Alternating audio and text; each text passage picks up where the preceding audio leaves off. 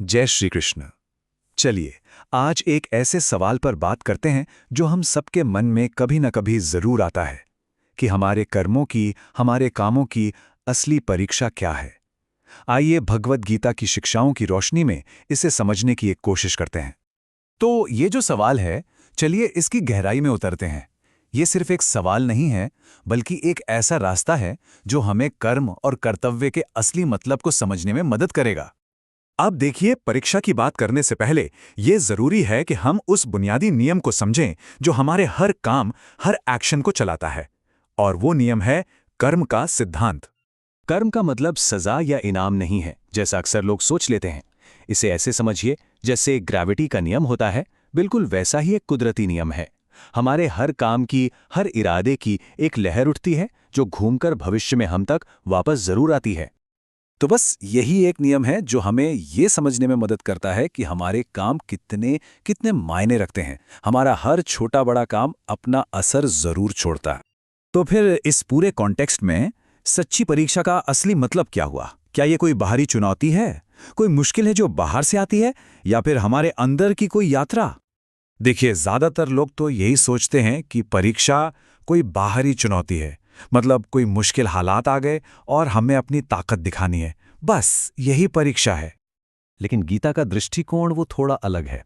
वो ये कहता है कि असली परीक्षा ये नहीं है कि हमारे सामने चुनौती क्या है, बल्कि ये है कि हम उस पर रिएक्ट कैसे करते हैं, हमारा रिस्पॉन्स क्या है। और यहीं पे वो पूरा फोकस शिफ्ट हो जाता है। मतलब बाहर क्या हासिल किया, उससे ज्यादा जरूरी ये हो जाता है कि हमारी आंतरिक स्थिति कैसी है, हमारे इरादे क्या हैं। तो चलिए अब थोड़ा और आगे बढ़ते हैं और देखते हैं कि गीता इस बारे में हमें और क्या सिखाती है। क्योंकि इस आंतरिक परीक्षा से गुजरने के लिए गीता में बहुत गहरा ज्ञान छिपा है। ये कुछ बहुत ही जरूरी सिद्धांत हैं, जैसे कर्म पर ध्यान दो, फल पर नहीं।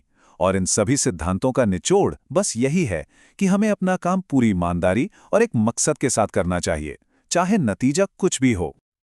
और गीता की एक बहुत ही खूबसूरत बात है जो इसी से जुड़ी है कि किसी और की जिंदगी की नकल करने से कहीं बेहतर है कि हम अपनी जिंदगी को जिएं, भले ही उसमें कुछ कमियां रह जाएं, क्योंकि अपना रास्ता अपना ही होता है।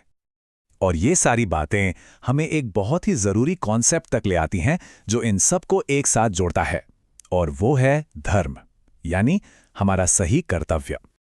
तो सही कर्म करने का अभ्यास कैसे करें? इसके 3 आसान से स्टेप्स हैं। पहला, अपने धर्म को समझें। दूसरा, बिना किसी उम्मीद के काम करें। और तीसरा, मन को शांत रखें।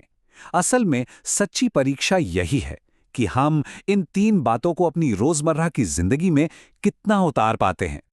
तो मतलब ये हुआ कि परीक्षा कोई एक खास घटना नहीं है। ये तो हर पल, हर लम्हे का चुनाव है कि हम ईमानदारी और नेक इरादे से काम कर रहे हैं या नहीं। और ये बात हर किसी पर, हर भूमिका पर लागू होती है, चाहे कोई जीवन साथी हो, माता पिता हो, दोस्त हो या कोई प्रोफेशनल।